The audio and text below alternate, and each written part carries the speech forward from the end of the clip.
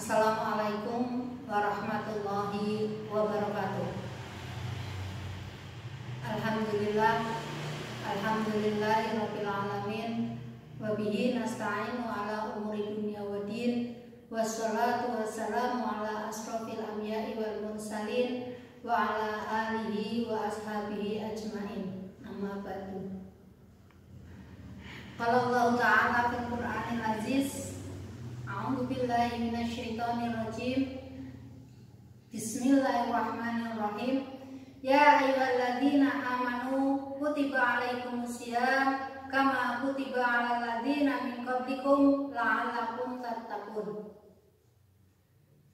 Anak-anakku yang berbahagia, pada hari ini kita masih bisa bertemu kembali dengan bertatap muka walaupun via online. Marilah kita panjatkan puja dan puji syukur kita kehadirat Ilahi Robbi yang telah memberikan berbagai macam kenikmatan sehingga pada hari ini kita masih tetap menjalankan ibadah puasa walaupun di tengah wabah yang melanda dunia pada umumnya dan Indonesia pada khususnya, yaitu virus COVID-19.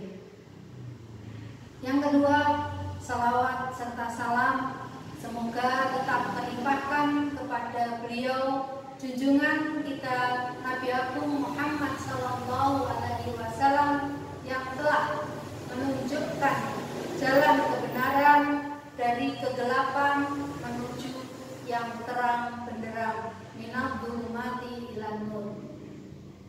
Anak-anakku yang berbahagia, tadi di awal sudah kita sampaikan kewajiban kita untuk berpuasa.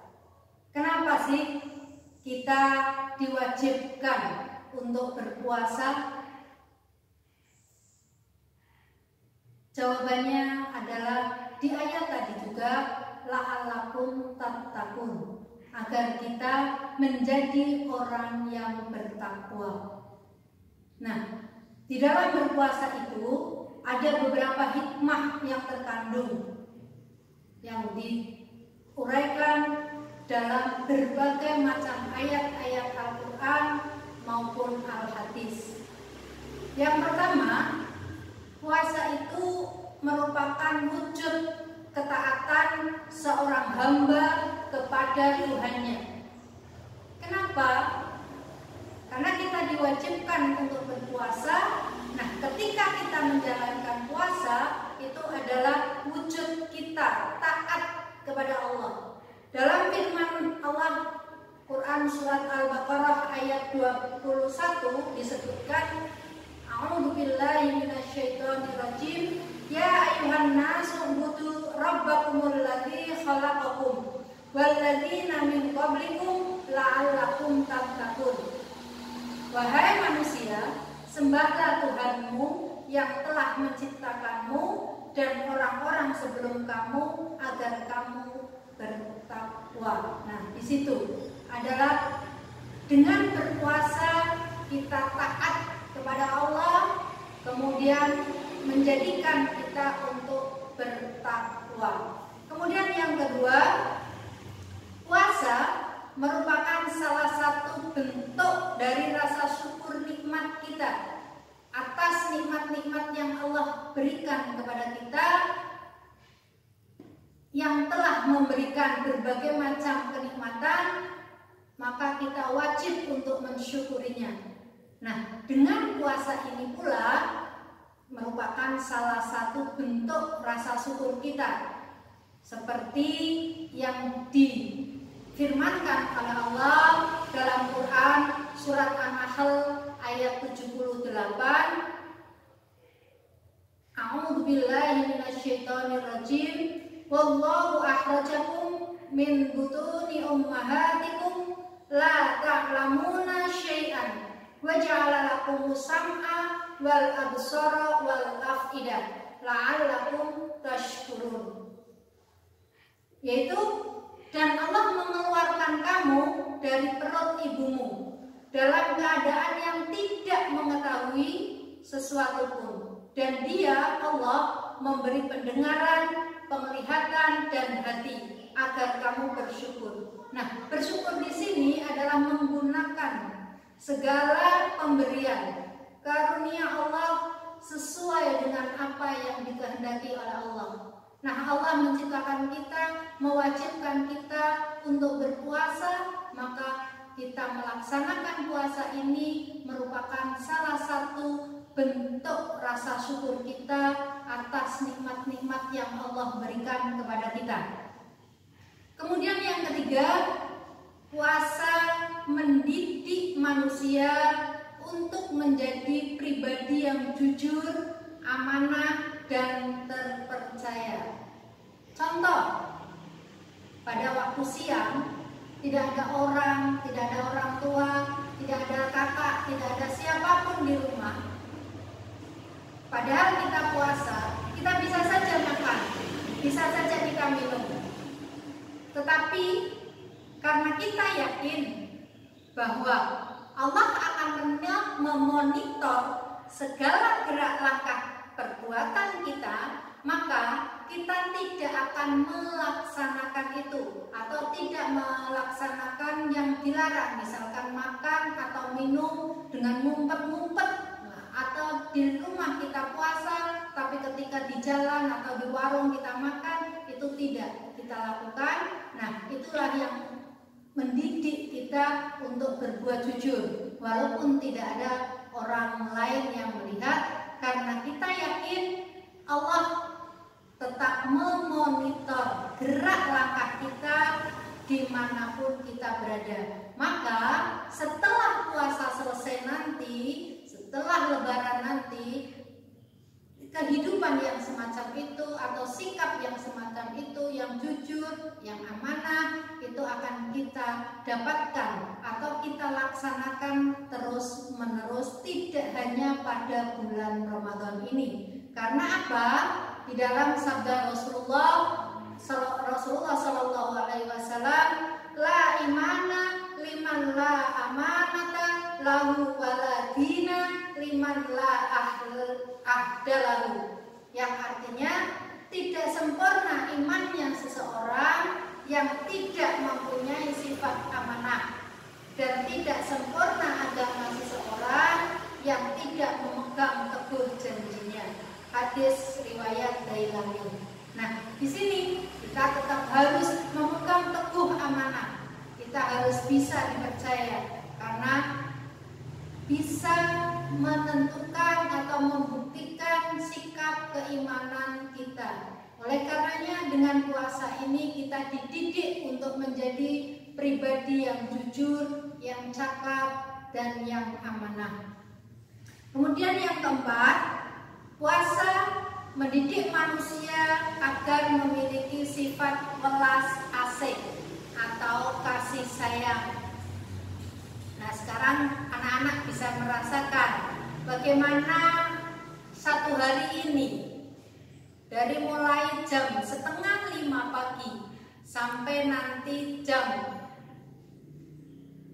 17:58, kita menahan segala apa-apa makanan, minuman, walaupun sudah tersedia, kita tidak boleh memakannya. Kita bisa merasakan laparnya, kita bisa merasakan keringnya tenggorokan, itu hanya 1 hari atau hanya 1 bulan. Nah, bagaimana dengan saudara-saudara kita yang di bawah kemiskinan, saudara-saudara kita yang tidak memiliki kemampuan untuk membeli makanan? Maka kita bisa merasakan. Maka dengan berpuasanya ini, maka kita harus memiliki rasa welas, rasa asih. Kita merasakan bagaimana orang lain merasakan yang semacam itu. Oleh karenanya, sisihkan harta benda kita untuk menolong saudara-saudara kita yang masih kekurangan. Hal ini kita harus bisa merasakan pedihnya saudara kita seperti pedihnya diri kita sendiri. Atau ketika saudara kita senang, kita juga merasakan senang seperti diri kita sendiri. Dalam hadis Rasulullah bersabda, la yu'minu ahadukum hatta yuhibbu li akhihi ma yuhibbu li nafsihi. Artinya, tidaklah sempurna iman seseorang di antara kamu sehingga ia mencintai saudaranya seperti mencintai dirinya sendiri. Hadis riwayat Muslim. Nah, itulah beberapa hal kenapa kok kita diwajibkan untuk berpuasa. Maka bagaimana kita bisa menjalankan puasa ini dengan sebaik-baiknya. Ada satu cerita ketika Panglima Zulkarnain ketika akan mengadakan suatu perjalanan, dia berpesan kepada pasukannya, nanti ketika melewati sungai, ambillah apa saja yang ada di bawah itu, atau apa saja yang kamu injak. Nah, perjalanan dimulai. Nah, pada waktu melewati sungai itu adalah pada malam hari. Ada 3 golongan pasukan itu. Yang pertama,